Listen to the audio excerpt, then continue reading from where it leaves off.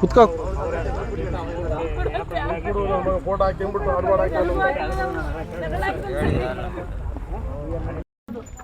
ಇಲ್ಲಿ ಹೆಂಗೆ ಬಂದೆ? ನಾವು ಅಲ್ಲಿ ಸಿರಾದ ಹತ್ರ ಗೌರ್ಮೆಂಟ್ ಹಾಸ್ಪಿಟಲ್ ಹತ್ರ ಇದ್ವಿ. ಇವ್ರು ಮೇಡಮ್ ಅವ್ರು ಕರ್ಕೊ ಬಂದ್ರು. ಯಾವಾಗ? ಅವಲೇ ಬಂದು 3 ತಿಂಗಳು.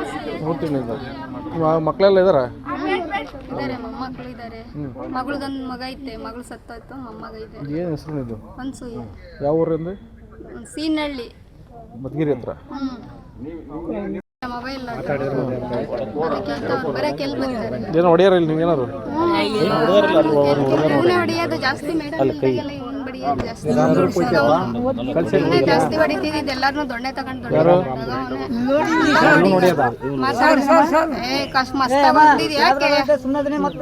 ಯಾಕೆ ನಾವು ಸ್ವಲ್ಪ ಅಂಗಡಿ ಹತ್ರ ಬಂದಿದ್ದು. ಎಲ್ಲಿ? ಯಾವ ತುಮಕೂರು ಹತ್ರ ರೈಲ್ವೆ ಸ್ಟೇಷನ್ ಸ್ವಲ್ಪ ಕೆಳಕ್ಕೆ. ಮೇಡಮ್ ಅವರು ಮತ್ತೆ ನಾವು ನೋಡಿಲ್ಲ, ಕಾರ್ ಬಂತು. ಏನಪ್ಪ ಇನ್ನು ಮನೆಗಿದೆ ಅಂತ ಕೇಳಿದ್ರು.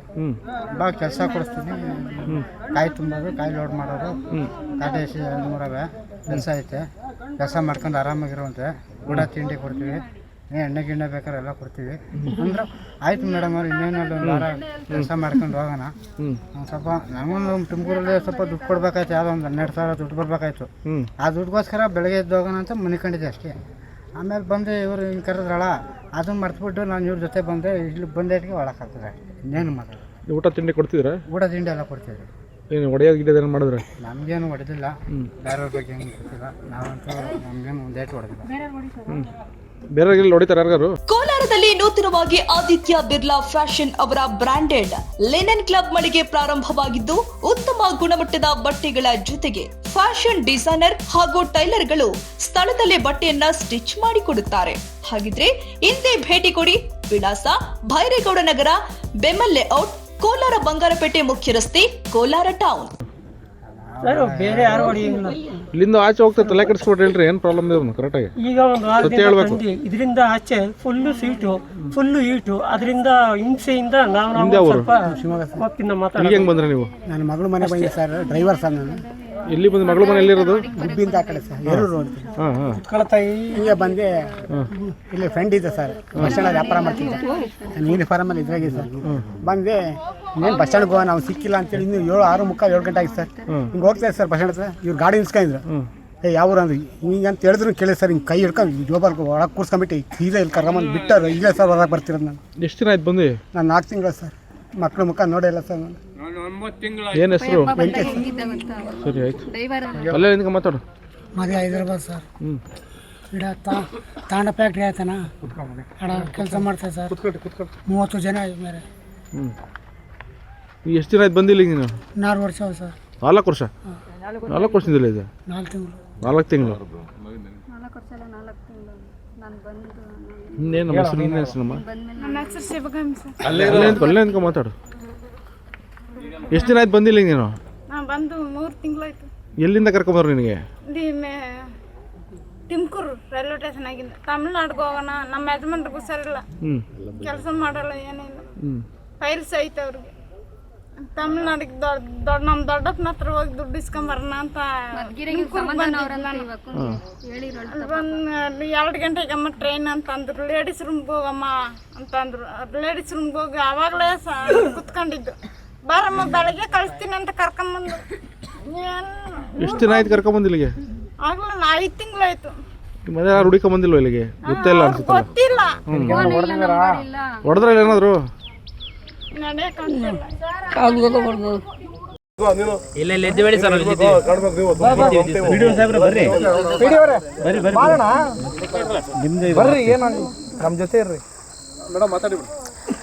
ನಾನು ಜಿಲ್ಲಾ ಮಹಿಳಾ ಮತ್ತು ಮಕ್ಕಳ ಅಭಿವೃದ್ಧಿ ಅಧಿಕಾರಿ, ಮಹಿಳಾ ಮತ್ತು ಮಕ್ಕಳ ಅಭಿವೃದ್ಧಿ ಇಲಾಖೆ.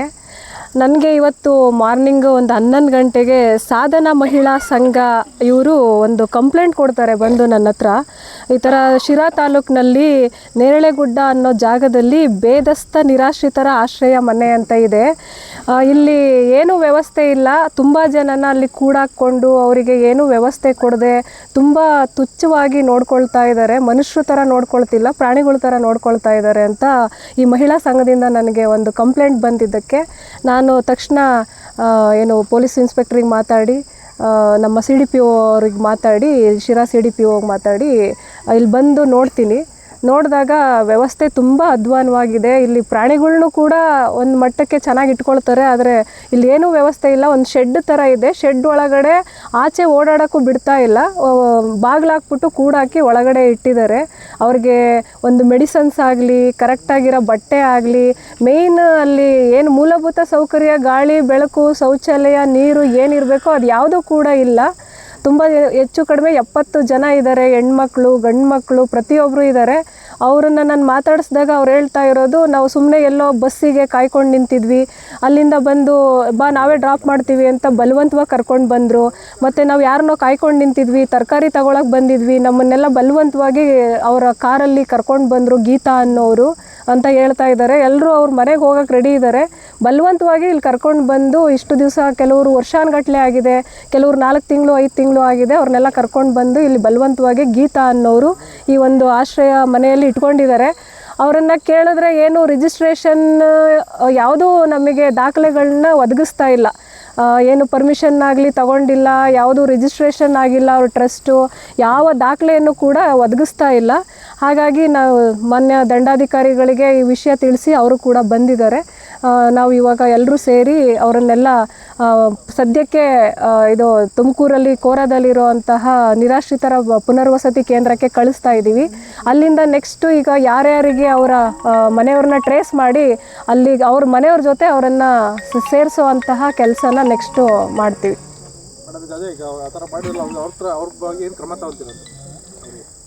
ಈಗ ಅದೇ ಅವ್ರ ಮೇಲೆ ಈಗ ಯೋಚನೆ ಮಾಡಿ ನಮ್ಮ ಮೇಲಾಧಿಕಾರಿ ಜೊತೆ ನಾವು ಮಾತಾಡ್ತೀವಿ ಏನು ಮಾಡೋದು ಅಂತ, ನೆಕ್ಸ್ಟ್ ಏನು ಕ್ರಮ ತಗೊಳ್ಳೋದು ಅಂತ ಯೋಚನೆ ಮಾಡ್ತೀವಿ. ಇಲ್ಲಿ ನಾನು ಕೇಳಿದಾಗ ಕೆಲವರು ತೋರಿಸಿದ್ರು, ಹೊಡೆದಿದ್ದಾರೆ ಅಂತ ತೋರಿಸಿದ್ದಾರೆ. ಅದು ಅದೇ ನಾವು ಪರಿಶೀಲನೆ ಮಾಡಬೇಕಾಗತ್ತೆ, ಮೆಡಿಕಲ್ ಚೆಕ್ ಮಾಡಬೇಕಾಗತ್ತೆ. ಅದು ಇವರೇ ಹೊಡೆದಿರೋದಾ ಇಲ್ಲ ಮುಂಚೆನೇ ಆಗಿರೋ ಅದು ಗಾಯನ ಅಂತ ನೋಡಬೇಕಾಗತ್ತೆ. ನೋಡಿ ಪರಿಶೀಲನೆ ಮಾಡಿ ಅವ್ರು ಹೊಡೆದಿರೋದು ಅಂತ ನಮಗೆ ಖಾತ್ರಿ ಆದರೆ ಖಂಡಿತ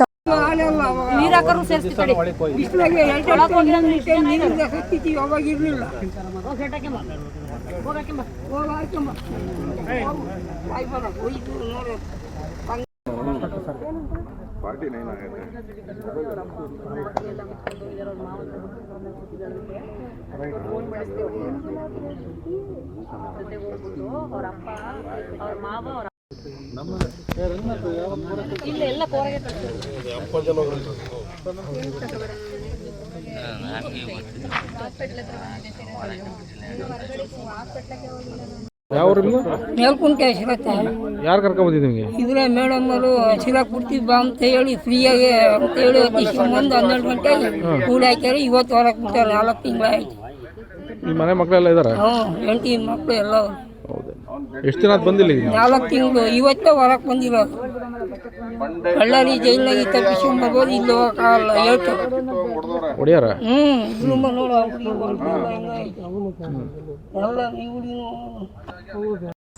ಎಲ್ಲರಿಗೂ ನಮಸ್ಕಾರ. ಈ ಗಾಣದುಣಸೆಗೆ ಸಂಬಂಧಪಟ್ಟಂತೆ ವೃದ್ಧ ನಿರಾಶ್ರಿತರ ಶಿಬಿರ ಏನಿದೆ, ಆಶ್ರಮ ಏನಿದೆ, ಅಲ್ಲಿ ಬಲವಂತವಾಗಿ ನಿರಾಶ್ರಿತರನ್ನು ಕರ್ಕೊಬಂದು ಇಲ್ಲಿ ಯಾವುದೇ ಮೂಲಭೂತ ಸೌಕರ್ಯಗಳನ್ನು ನೀಡದೆ ಅವರಿಗೆ ವೈದ್ಯಕೀಯ ಸೌಲಭ್ಯಗಳನ್ನು ಸಹ ಒದಗಿಸದೆ ಇವ್ರನ್ನ ಬಲವಂತವಾಗಿ ಇಲ್ಲಿ ಕೂಡಾಕಿದ್ದಾರೆ, ಬಲವಂತವಾಗಿ ಇವ್ರನ್ನ ಇಲ್ಲೇ ಇಟ್ಟಿದ್ದಾರೆ ಅನ್ನೋದು ಒಂದು ದೂರ ಆಧಾರಿತ ಮೇಲೆಗೆ ಮಹಿಳಾ ಮತ್ತು ಮಕ್ಕಳ ಅಭಿವೃದ್ಧಿ ಇಲಾಖೆ ಉಪನಿರ್ದೇಶಕರು ಹಾಗೂ ನಮ್ಮ CDPO ಅವರು, ಪೊಲೀಸ್ ಅವರು, ಪಂಚಾಯಿತಿ ಅಭಿವೃದ್ಧಿ ಅಧಿಕಾರಿಗಳು ಎಲ್ಲರೂ ಸೇರಿ, ನಾವು ಎಲ್ಲ ಸೇರಿ ಇಲ್ಲಿ ಮಧ್ಯಾಹ್ನದಿಂದ ಸುಮಾರು ತನಿಖೆ ಮಾಡಿದಾಗ ಎಲ್ಲ ಬೆಳಕಿಗೆ ಬಂದ ಅಂಶ ಏನಂತಂದರೆ, ಈಗ ಇವರು ತಮ್ಮ ತಮ್ಮ ಮನೆಗೆ ವಾಪಸ್ ಹೋಗೋಕ್ಕೆ ಎಲ್ಲರೂ ತಮ್ಮ ಸಹಮತನ ವ್ಯಕ್ತಪಡಿಸಿರೋದ್ರಿಂದ ನಾವು ಈಗ ನಿರಾಶ್ರಿತರ ಪುನರ್ವಸತಿ ಶಿಬಿರಕ್ಕೆ ತುಮಕೂರಿಗೆ ಇವನ್ನ ಸ್ಥಳಾಂತರ ಮಾಡಿಬಿಟ್ಟು ಅಲ್ಲಿಂದ ಅವರವರ ಸ್ವಂತ ಊರಿಗೆ ಸ್ಥಳಕ್ಕೆ ಕಳಿಸೋಂಥ ಏರ್ಪಾಡನ್ನು ಇಲಾಖೆ ಅವರು ಮಾಡ್ತಾರೆ. ಅದೇ ರೀತಿಯಾಗಿ ಈಗ ಸಾಧನಾ ಮಹಿಳಾ ಸಂಘ ಅಲ್ವಾ, ಅವರು ಕೊಟ್ಟಿರೋಂಥ ದೂರನ್ನು ಆಧರಿಸಿ ನಾವು ಕಾನೂನಾತ್ಮಕವಾಗಿ ಯಾವ ರೀತಿ ಕ್ರಮ ತಗೋಬೇಕು, ಈ ವೃದ್ಧಾಶ್ರಮ ಅನಾಥಾಶ್ರಮ ನಡೆಸ್ತಿದ್ರು ಅವ್ರ ಮೇಲೆ ಅನ್ನೋದನ್ನು ನಾವು ಇಲಾಖೆ ಹಂತದಲ್ಲಿ ಮೇಲಾಧಿಕಾರಿಗಳು ತಿಳಿಸ್ಬಿಟ್ಟು ಅದನ್ನು ಕ್ರಮ ತಗೊತೀವಿ.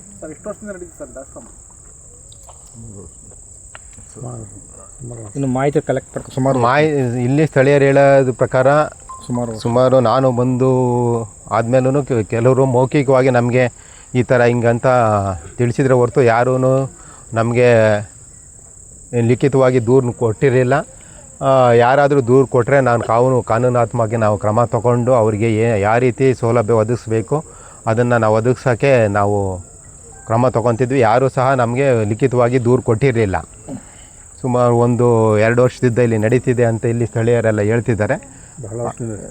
ಅದನ್ನು ನಾವು ತನಿಖೆಯಲ್ಲಿ ಅದು ಬೆಳಕಿಗೆ ಬರಬೇಕಾಗುತ್ತೆ, ಯಾವ ಸತ್ಯಾಂಶ ಏನು ಅನ್ನೋದು ತನಿಖೆ ನಡೆದಾದಮೇಲೆ ಅದು ಪೂರ್ಣ ಮಾಹಿತಿ ಗೊತ್ತಾಗುತ್ತೆ. ಈಗ ಸದ್ಯಕ್ಕೆ ಇವ್ರನ್ನ ನಾವು ಎಲ್ಲನೂ ರಕ್ಷಣೆ ಮಾಡಿಬಿಟ್ಟು ನಿರಾಶ್ರಿತರ ಪುನರ್ವಸತಿ ಶಿಬಿರಕ್ಕೆ ಕಳಿಸ್ಬಿಟ್ಟು ಅಲ್ಲಿದ್ದ ಅವರವ್ರು ತಮ್ಮ ವಾಸ ಸ್ಥಳ ಏನಿದೆ ಅಲ್ಲಿಗೆ ಇಚ್ಛೆಪಟ್ಟಲ್ಲಿ ಅವರಿಗೆ ಕಳಿಸೋಂಥ ಏರ್ಪಾಡುಗಳನ್ನು ಇಲಾಖೆಯಿಂದ ನಾವು ಮಾಡ್ತಾಯಿದ್ದೀವಿ. ಈಗಾಗಲೇ ತುಮಕೂರು ನಿರಾಶ್ರಿತ ಶಿಬಿರದಿಂದ ಒಂದು ಮಿನಿ ಬಸ್ ಬಂದಿದೆ, KSRTCಯಿಂದನೂ ಒಂದು ಬಸ್ ಬಂದಿದೆ. ನಾವು ಇವ್ರಿಗೇನು ವ್ಯವಸ್ಥೆ ಮಾಡಬೇಕೋ ಅದನ್ನೆಲ್ಲ ಮಾಡಿ ಇವತ್ತೇ ತಕ್ಷಣದಿಂದಲೇ ಇವನ್ನ ಎಲ್ಲ ತುಮಕೂರು ನಿರಾಶ್ರಿತ ಶಿಬಿರಕ್ಕೆ ನಾವು ಕಳಿಸೋ ಅಂಥ ವ್ಯವಸ್ಥೆ ಮಾಡ್ತೀವಿ. ಸರ್, 2 ವರ್ಷದಿಂದ ಅಂತಂದರೆ ಇಲ್ಲಿ ಇಷ್ಟು ಡೆತ್ ಅದು ಇಲ್ಲಿ ಏನಾಯಿತು, ಎಲ್ಲಿ ಕರ್ಕೊಂಬಂದರು, ಅದೆಲ್ಲ ಯಾವಾಗ ನಮಗೆ ಮಾಹಿತಿ ಸಿಗುತ್ತೆ ಅಂತ ಅದನ್ನೆಲ್ಲ ತನಿಖೆ ಮಾಡಿದ್ದಾದಮೇಲೆ ಸಂಪೂರ್ಣ